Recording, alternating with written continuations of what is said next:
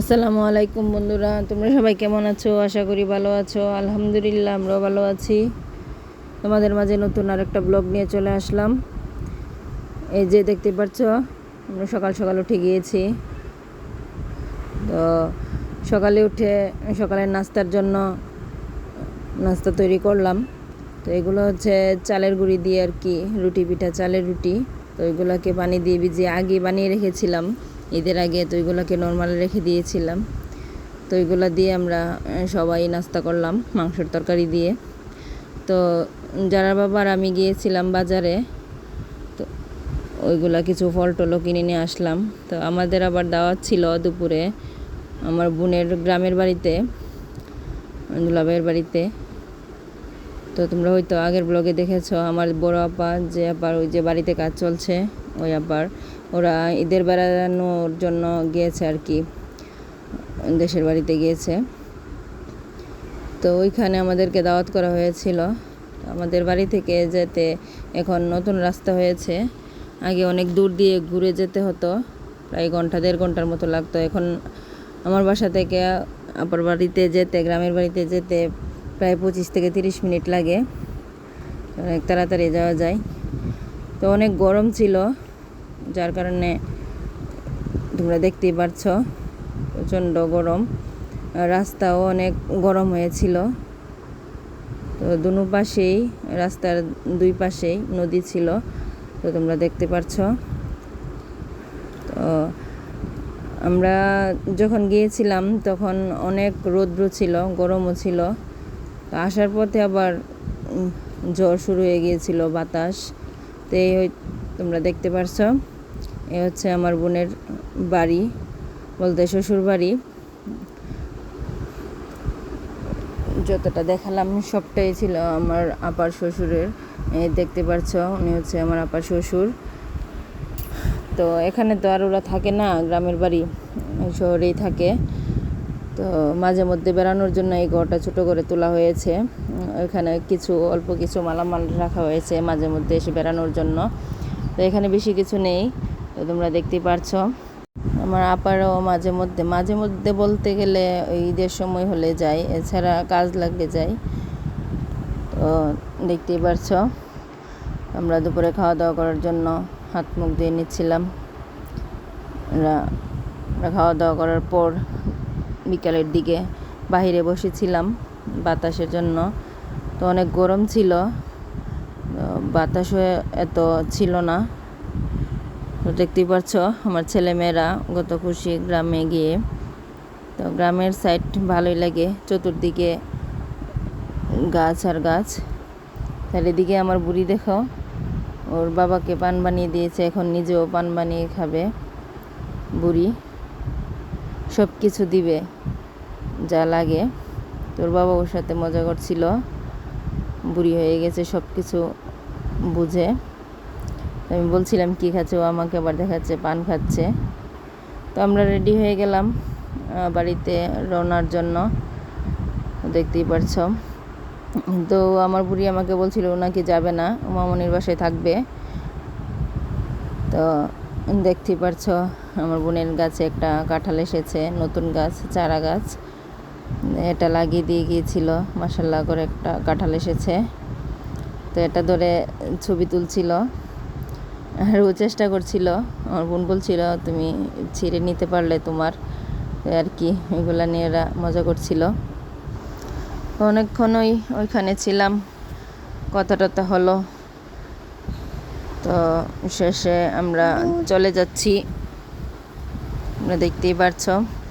তো আমার বোনের বাড়ি থেকে উল্টো দিকে গেলে আমাদের বাড়িতে যেতে একটা পার্ক পড়ে, তো ওই পার্কে যাচ্ছিলাম। তো দেখো এক একজন ঘেমে গরমে শেষ। তো আমার ছেলেরা একজন ঘুমিয়ে উঠেছে, আর একজন ঘুমাচ্ছে, যারা ছিল যারা বাবার কাছে। তো এরকম করে যাচ্ছিলাম। আর আসার সময় আমার বোনের বড় ছেলেটাকে সাথে করে নিয়ে এসেছিলাম। তো আস্তে আস্তে আমরা পার্কের কাছে চলে এসেছি। আমার ছেলেরা ঈদের দিন থেকে কান্নাকাটি করছিল, বাবাকে বলছিল পার্কে নিয়ে যাওয়ার জন্য।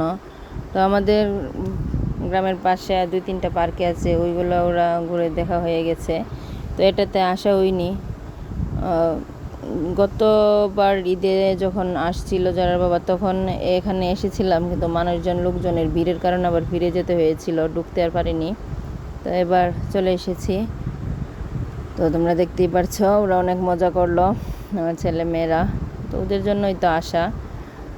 তো আসছি ঠিকই, কিন্তু বেশিক্ষণ আর থাকতে পারলাম না, মানে অনেক জ্বর শুরু হয়ে গিয়েছিল প্রচণ্ড।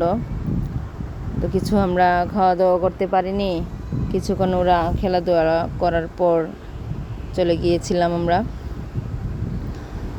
তো দেখতেই পারছ ওইখানে সব ধরনের রাইডই ছিল বাচ্চাদের জন্য, যা যা থাকা দরকার। ভালো মনোরম পরিবেশই ছিল। তো অনেক মজা করেছে, দেখতেই পারছ। এই জাম্পিংয়ে গিয়ে আমার ছেলেরা অনেক মজা করেছে। তো প্রথমে এই ঘোড়ার মধ্যে আমার মেয়ে উঠতে চাইছিল না, ভয় করছিল। পরে যখন দেখে আস্তে আস্তে চলে তখন এটাতে উঠে বসেছে বুড়ি। আর এই প্রথম, এর আগে আমরা ঢাকাতে গিয়েছিলাম, চিড়িয়াখানার ভিতরে এরকম ছিল, তো ওইখানে উঠেছিল। তখন তো আর যারা ছিল না, ওরা 2 ভাই ছিল। তো এ হচ্ছে ওদেরকে নিয়ে ঘোরা। বেশি আনন্দ করতে পারিনি। তো তোমরা দেখতেই পারছো আকাশ অন্ধকার হয়ে আসছে। তো এক এক করে সবগুলা রাইডই বসিয়ে দিলাম, একটা একটা করে সবগুলোতে উঠেছিল ওরা। তো এই ট্রেনে উঠে আমার মেয়ে আর পরে নামতে চায়নি। আমার বড় ছেলে গিয়ে সামনে বসেছে, ওকে বসিয়েছিলাম আমার ছোটো ছেলের সাথে। ও গিয়ে সামনে বসেছে, ও নাকি ড্রাইভার হবে ট্রেনের। ওই আর কি, বাচ্চারা যেরকম মনে করে। তো অনেক খুশি। আর এদিকে আমার বুড়িও চালাচ্ছিল, রাইড করছিল আর কি। তো শেষে আর ও নামতে চায়নি, জোর করে নামানো হয়েছে। তো বন্ধুরা, তোমরা দেখতে থাকো। আর আমার ভিডিওটা তোমাদের কাছে কেমন লাগলো আমার কমেন্ট বক্সে জানিয়ে দিও। ইনশাল্লাহ আরও ভালো ভালো ভিডিও দেওয়ার চেষ্টা করব। আশা করছি আমার ভিডিওগুলো তোমাদের কাছে ভালো লাগবে। তো ভালো লাগলে আমার চ্যানেলটাকে সাবস্ক্রাইব করে দিয়ে পাশে থেকো, পাশে থাকা বেল আইকনটাকে প্রেস করে দিও। আর এই যে রাইডটা, এটাতে উঠে অনেক দুর্ঘটনার শিকার হতে হয়েছিল। এটা হাতে চালাতে হয় আর কি। তো আমার ছেলেরা দোষ আছে, ওরাই বলছিল ওর বাবাকে জোরে জোরে দেওয়ার জন্য। তো ওর বাবা দিয়েছিল, না করছিল। তো আমার ছোটো ছেলেটা জেদ করছিল আরও জোরে দেওয়ার জন্য। তো ওইটাতে আবার উঠলো, তখন কিন্তু একবার উঠেছে, পরে আবার উঠবে। তো তোমরা দেখতে পাচ্ছ ওরা কি দুষ্টামিটা না করছে। তো এখন দেখবে ওরা উঠলো। তো কত বড় অ্যাক্সিডেন্টের হাত থেকে বেঁচে গেলাম। তো তোমরা দেখতেই পাচ্ছ ছোটো ছেলেটা বলছিল আরও জোরে দেওয়ার জন্য, ও কন্ট্রোল করে রাখতে পারিনি, পড়ে গিয়েছে। তো ওর বাবা না থাকলে হয়তো আজকে ওর একটা বড় ধরনের দুর্ঘটনা হয়ে যেত। তো ওই জেদ করেছে, আবার ওর বাবাকে মারছে, তোমরা দেখতেই পেলে।